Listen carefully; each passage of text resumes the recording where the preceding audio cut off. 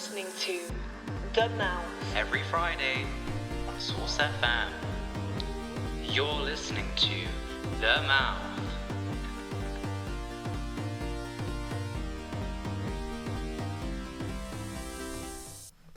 This is The Mouth, your go-to radio show for all things Falmouth and beyond. I'm Georgia Lote. I'm Damion Miller. And I'm Katie Winsor. Our headlines today. Worries about a lack of funding in mental health services for Cornwall. Things are a lot tougher now in the sense of pressure, especially with things like cost of living, like the transport crisis. Will young Cornish people have somewhere to live that they can afford? We put the local MP under the spotlight. So there was a time when Cornwall was quite good at building affordable housing, but that's dropped off in the last few years. It's been much harder, I think, since COVID in Ukraine. Falmouth is at the centre of the AI debate. Now the big question is how it affects the environment. It's really important for all of us of all generations to begin talking together about what it means to resist it. At the very least, refusing to have it in our universities. You're listening to The Mouth. And of course, we'll also be bringing you the all-important weather, surf and what's on updates. But first, the news. There has been a rise in mental health struggles in young people in Cornwall. How are those who provide services coping with this influx? Maddie Peplow spoke to two people on the front line. A recent NHS survey shows that 1 in 5 8 to 25-year-old is living with a probable mental disorder. I spoke with Aisha Lord, Vice President of Falmouth University, and Kathy Kessel from Cornwall Council about funding pressures and what young people can do to support their own well-being. Mental health services will be funded by things like national lottery funding or other NHS type funding, which is separate to the council. A lot of our funding comes from central government for this provision. And the government's, there was only sort of the budget yesterday, and there's new services being proposed, like something called Connect to Work, which will help people with a one-to-one advisor who will support with health or mental related health barriers to go into things like work. An issue with, levels of funding. There's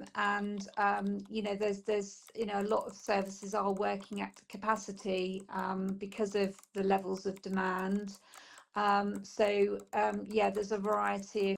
Aisha believes that more could be done by the government to support these organisations. Never be enough in the sense of we're always going to need more help, and I think a lot more could be done by the government to help all of these different groups of people who have tried to go through the NHS for help, or even if it's for things like awareness and understanding through diagnosis, or for counselling or anything like that, maybe medication.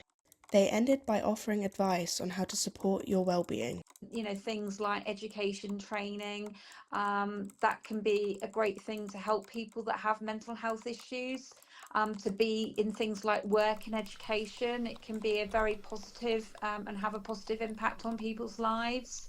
To sort of not sit there in isolation. And talk to your friends, talk to your family. That was interesting hearing from those who are connected with providing services for those with mental health struggles.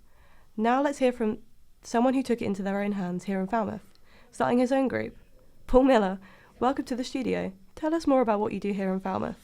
Thank you very much for inviting me along. Very kind of you. So basically I set a men's walking and talking group up in Falmouth back in March.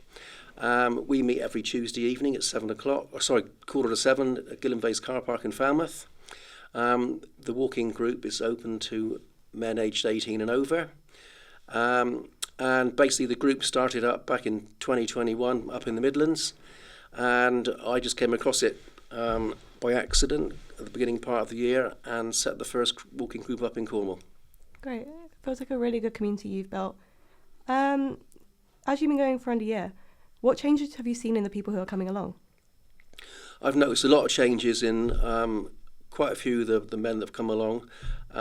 Some of them have been working from home since lockdown. They used to obviously work in an office, and they haven't returned back to the office since lockdown. It's really good for them to get out now. And basically the walking group has become its own little community. Some of the guys are actually doing things together outside of the walking group now, like, they'll go out and have a walk together, or they go and play golf. So it's good to see that happening.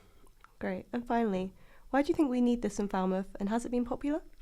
Yes, it's been very popular. We get an average of, say, between 12 and 15 guys a week turning up for the walk. We have had up to 18 in the past.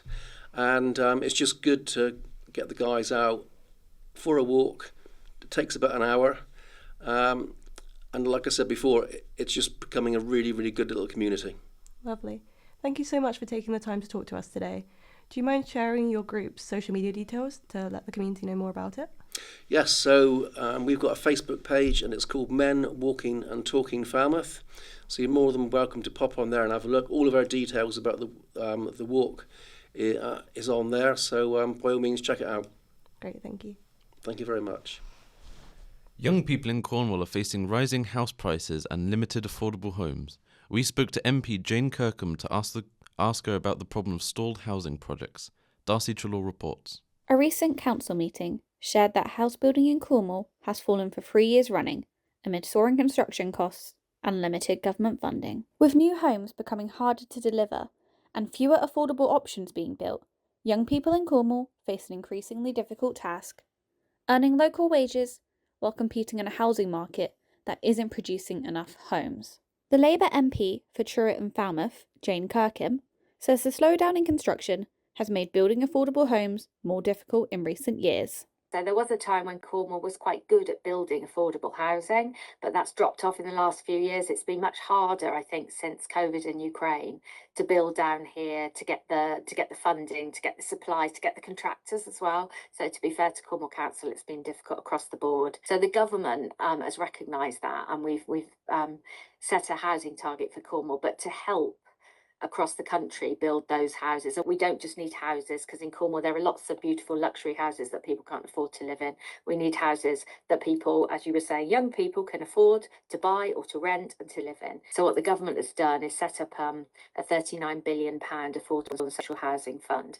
That drops, the money comes down in the next financial year. What I've done, working very closely with Cornwall Council, is we've put together a housing strategy with a pipeline of projects. A lot of those are stalled projects. So we've been working with the government and with Homes England, who are the government's housing arm. They will be looking after that 39 billion to work out how we can plug those gaps, those viability gaps. And you may need to plug that gap so you can build affordable. And that's what these affordable housing schemes and funds are for. New figures show that rising prices, soaring rents, and limited housing supply are locking many out of the property market.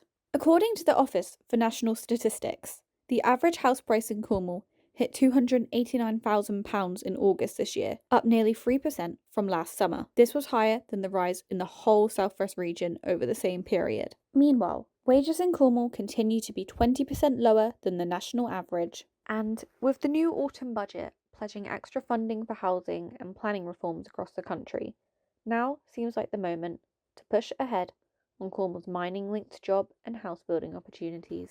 The other thing we really need to do is make sure we got the jobs here that pay enough that you can afford housing. We're working very hard. I'm coming back to Cornwall tomorrow for the announcement of the critical minerals strategy. So we're going to start mining lithium and tin again in Cornwall. And those jobs will be high-value jobs. They'll be jobs that people will be paid sort of £40,000 plus to work in. And those are the kind of jobs we need in Cornwall for our young people so that they can get on the housing ladder as well. We spoke to Deanna, a 21-year-old first-time buyer from Camborne. So a really big hardship along the way was realising that by myself I would never be able to get a mortgage. So me and my partner went to the mortgage advisor together, and we asked how much I could borrow by myself and how much we could borrow together. And the difference was huge. By myself, it was shocking, really. For many young people, the dream of living and working in Cornwall now depends on whether the county can turn plans into homes that are truly affordable. The inclusion of AI has caused protests and activism here in Falmouth.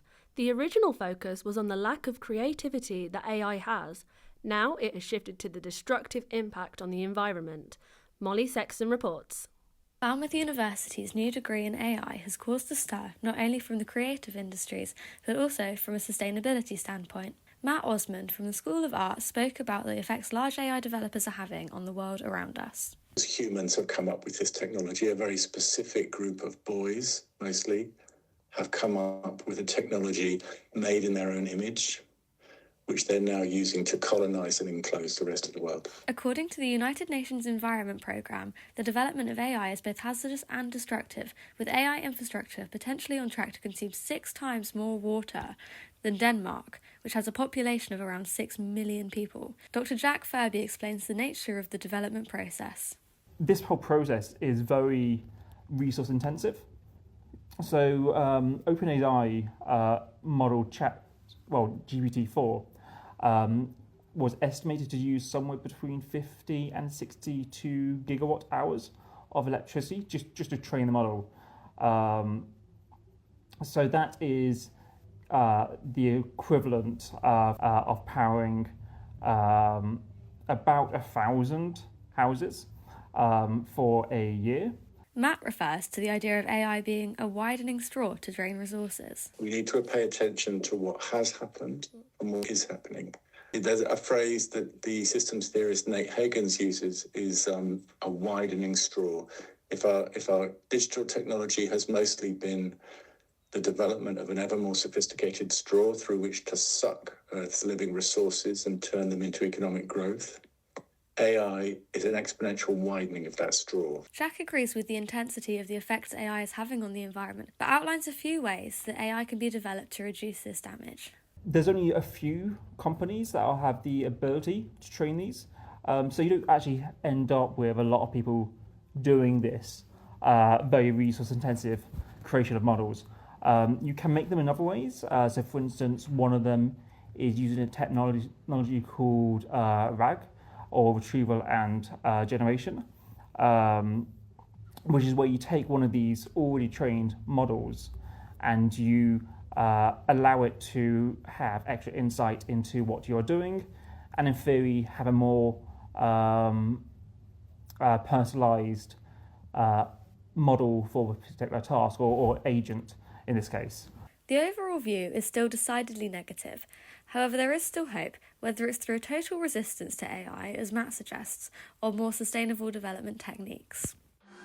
You're listening to The Mouth. Stay tuned to The Mouth. Coming up, we have more stories for you. Have you noticed how the reuse scene in Cornwall is growing? We have a special report. Just think reuse first over buying brand new. Sailing isn't just for old rich people, says Flushing Sailing Club. They say the young community of sailors are rising. How many people said how welcome they were made to feel, how much they enjoyed the evening, and how much they're looking forward to coming back to the club in the future. Treloar's beloved Christmas market runs for its 5th year in a row. We look into the phenomenon of Christmas markets here in Cornwall. I am absolutely feeling the Christmas spirit. You're listening to The Mouth. Across Cornwall, second-hand shopping isn't just having a moment, it's becoming a movement. Madison James has been finding out more about how the revival of reuse is impacting Falmouth. From vintage jackets to recycled sofas, Cornwall's love for second-hand shopping is growing fast. And now that shift in how we buy lines up neatly with Cornwall Council's long-term resources and waste strategy, a plan built around reducing waste and giving items a second life. Think first before they go and buy brand new. Could they buy something, or could they find the item they're looking for at one of our reuse shops instead? Nationally, more of us are choosing second-hand than ever before. A BRC Opinium survey found rising demand across 7 out of 10 product categories, and eBay's latest report says Brits are now the most active second-hand shoppers in the world. But here in Cornwall, that trend has a local twist. At the heart of the county's reuse push are the reuse shops, run in partnership between Suez and Cornwall Council. We spoke to Renew manager Rebecca Parry. We have Kerno reuse shops situated at 7 of our household waste recycling centres in Cornwall. We have our new shop opening in Helston, so that will be shop number 8 in Cornwall, and we're planning on opening that before the end of November. People can bring in items that would have otherwise been thrown away. We then clean the items, price the items and then put them back out for sale, so they're nice and affordable for communities. And it means we're saving more items from going in the waste, and we're helping support those who are possibly struggling with the financial strains of life at the moment. The council's plan sets a goal to reuse, recycle or compost at least 65% of Cornwall's household waste by 2035. We've saved almost 400 tonnes of items from going into the waste stream. The 400 tonnes equates to roughly 74,000 individual items that we've saved. But it's not just council schemes with appliances and furniture finding new homes. Thrifting, second-hand clothes shopping is also booming. ThreadUp says 76% of UK millennials now shop second-hand, and nearly 2 in 5 items in a Gen Z wardrobe are thrifted. We spoke to Gemma Mackenzie, owner of Thrift Cornwall. So thrifting is obviously hugely sustainable. I think thrifting is becoming so popular. There's such an overconsumption of fast fashion. Way too many clothes are being produced and get thrown away. And I think it's that finding things that are unique and personal to you and you know you're not going to see anyone else wearing. And it all connects, from reuse shops to charity rails and vintage boutiques. Cornwall's second-hand scene is keeping thousands of items out of the bin. On the shores of Cornwall, young sailors are learning skills that go far beyond the water. Flushing Sailing Club's volunteers hope their work will keep Cornwall's seafaring spirit alive for generations to come. Georgia Lote has this report. Flushing Sailing Club has been a part of village life for more than a century. To understand how it's adapting for the future, I spoke to Peter Harvey, the club's commodore. The club was set up over 100 years ago in 1921, and this was for the ordinary working people to go sailing and racing during the week. And it's been going in a similar way ever since. He says that bringing in younger sailors is now essential. And we're particularly interested in attracting younger generation of people to the club because they're the future of the club. And everyone hopes that the club will be here in another 100 years' time, and for that to happen, we need younger people coming in, falling in love with the sport in the way that the older ones did. But sailing can seem expensive and inaccessible. Peter says the club is working hard to remove those barriers. If you wanted to go sailing on a keel boat, you've either got to get one of your own, which is expensive, or you've got to find someone who's got one and is looking for crew. So we have a crewing WhatsApp group, and if you are somebody who wants to come sailing with us, you just put a little message out on that. The skipper can see you and say, that's exactly the sort of person I'm looking for. On a lot of our boats, particularly if it's not a too challenging day, skippers are really comfortable to take people who haven't sailed before. And the effort is paying off. The number of young people taking part has grown noticeably. You come here on a Tuesday evening, I should think now 30+% of the people in here are under 30. And I think if you'd come, let's say 10 years ago, it would have been a much, much smaller number, I think. Inside the clubhouse, that shift is easy to see. Izzy Friend, a trustee at the club, says younger members quickly build confidence, both on the water and off it. I mean, your confidence on the water completely changes. I think within the club, everyone is so open to everyone being here. It's not like all the young people sit one end, the old lot. It's you have everyone on a table just enjoying the experience of it. And for Izzy, watching new sailors find their feet is what makes all the effort worthwhile. Just seeing the smiles on everyone's faces. To be able to be part of something that is open to so many people. So it's a real community bringing everyone together. With more young people joining each season, Flushing Sailing Club hopes the next generation will keep the sport and the community thriving for years to come. The Christmas market in Treloar always draws a big crowd. If you're in need of any gifts, small businesses from Cornwall say consider supporting them over the festive period. Talia Turner reports.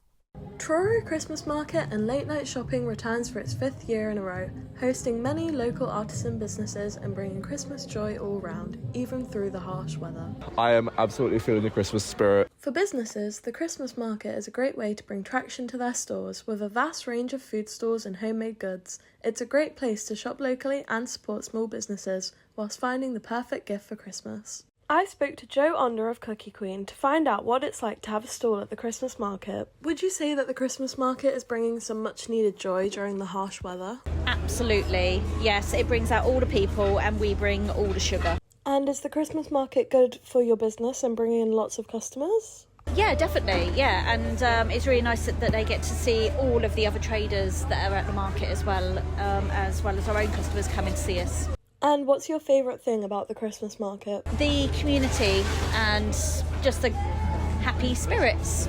I also spoke to some locals to see if they too were enjoying the Christmas spirit. I think that it's beautiful and it's really good for the economy in Treloar because it brings a lot of traffic from people up country and everything, and it's really good for the community because it brings so many people together and it's really pretty and nice. I think it's really cool, lots of stuff to do. I am absolutely feeling the Christmas spirit. The Christmas market and late night shopping is running till December 24th and is a great way to support local businesses and share some Christmas joy.